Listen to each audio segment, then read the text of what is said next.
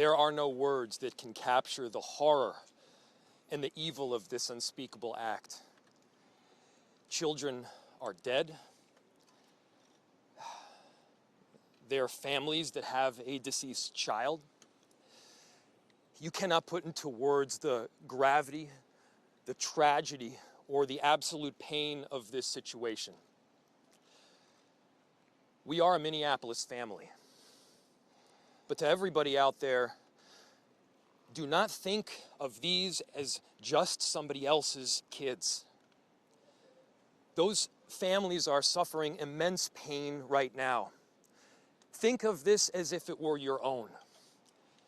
Every one of us needs to be wrapping our arms around these families, giving them every ounce that we can muster.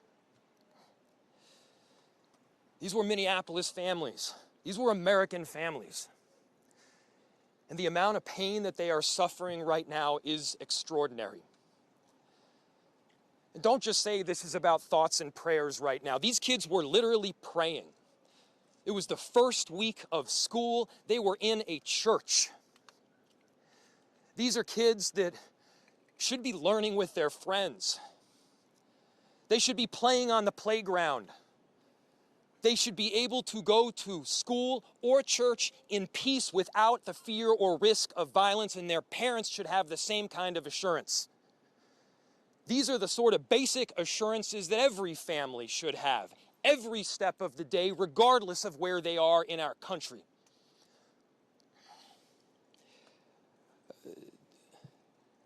I'm so deeply saddened, and I'm so sorry to the families that I know are suffering right now.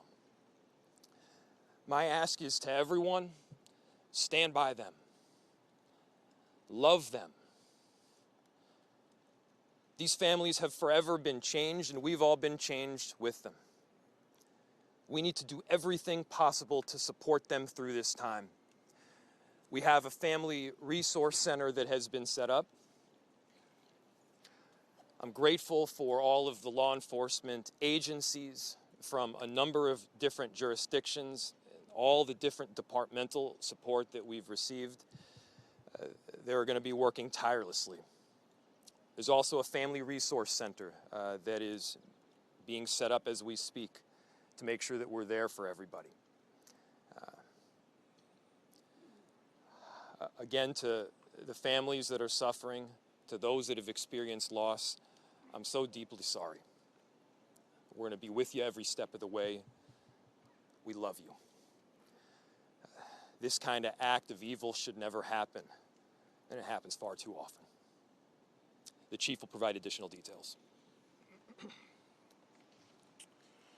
My name is Brian O'Hara, B-R-I-A-N, O''H-A-R-A. I am the Minneapolis Police Chief. Earlier today, just before 8:30 a.m., our city experienced an unthinkable tragedy. Minneapolis police officers responded to a report of a shooting at a mass that was happening at the Annunciation Roman Catholic Church on the block behind me. This worship service was marking the first week of school for children that are attending the Annunciation Catholic School.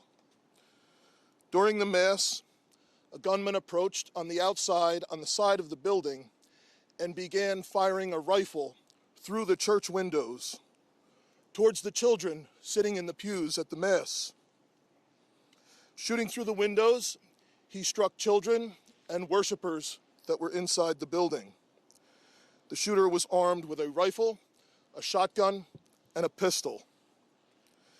This was a deliberate act of violence against innocent children and other people worshiping. The sheer cruelty and cowardice of firing into a church full of children is absolutely incomprehensible. Police officers from the Minneapolis Police Department immediately responded, entered the church, and attempted to provide first aid and rescue some of the children that were hiding throughout the building, while other first responders came and EMS responded to rush victims to nearby hospitals. 2 young children, ages 8 and 10, were killed where they sat in the pews. Their parents have been notified. 17 other people were injured, 14 of them being children. 2 of those children are in critical condition. The coward who fired these shots ultimately took his own life in the rear of the church. Our hearts are broken for the families who have lost their children, for these young lives that are now fighting to recover, and for our entire community that has been so deeply traumatized by this senseless attack. We will stand together to protect our children, our schools, and our houses of worship. This deliberate act of violence is just a sign of cruelty that is beyond comprehension. Our hearts are broken for everyone that's been affected by this tragedy. As we begin the difficult path of healing, I want the community to know this, that even in the face of such evil, the Minneapolis Police Department and all of our law enforcement partners stand with our community. We stand with these families and with this parish. We will continue to be here for you. With that, the investigation is obviously in its preliminary stages, and I will attempt to take some questions to provide further information. Chief, what can you tell us about the suspect in this case? How old was he? Any kind of motivation? Any notes or any other information you might have left behind? So we were looking, the question was, what can be said about the shooter? We believe it is one suspect, a sole shooter. We believe he is deceased. He is in his early 20s, does not have an extensive known criminal history, and we are looking through information left behind to try and determine some type of motive. Yeah. How many kids at the school? How many children? There were, I don't have an exact, the question was how many children at the school. There were dozens of children inside the mass at the time. I don't have an exact count. The children have been relocated into the school, which is where their families are reunifying with them. Other than the weapon, was the shooter a student, former student? Was he a former employee? Do we know that? The question was, do we know if the shooter was a former school employee or a former student? We don't have that information. Did you leave anything behind other than the weapon? There's a vehicle. The question was anything left behind? There's a vehicle that we believe that the suspect used that is being searched, and we will be conducting other searches related to this. Inside the parking lot here. There was some neighbors who said that the door to the church had been barricaded. Yep. Is that correct? So the question was, neighbors had said that the door to the church had been barricaded.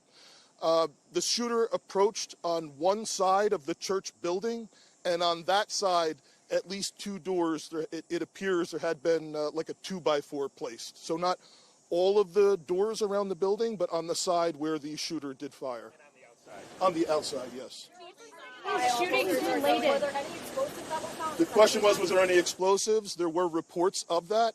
There were no explosives or improvised devices that we found. I do believe there was one, I guess you would call it a smoke bomb, like not an explosive, but a sort of a firework that would release smoke. And which side of the building? North, south? The side that is closest to us, here, on this side, yep. Related. Also at these nearby homes?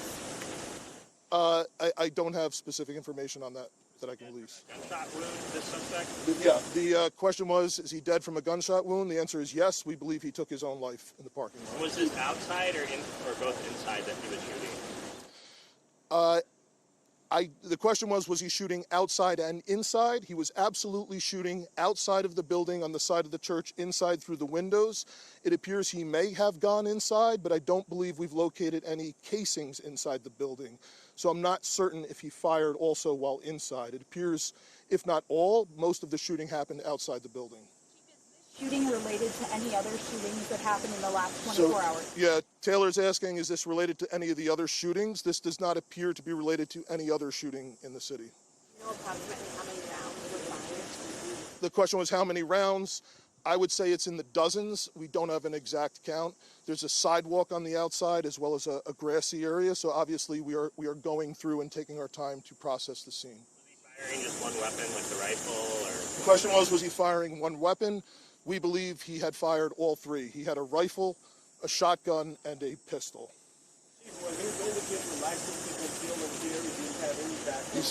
Were the weapons, was he lawfully carrying the weapons? I don't have that information, and I don't have any information on any significant criminal history either.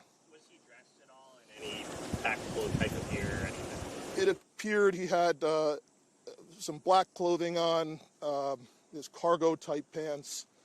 I guess you could interpret that as, however you like. All right, ladies and gentlemen, thank you for helping us to get the information out today. We have a lot more work questions? that needs to be done. We will return back later today to provide more details as they become available, and we'll let you know how you can know about that in the moments to come. Thank you. How can the public help?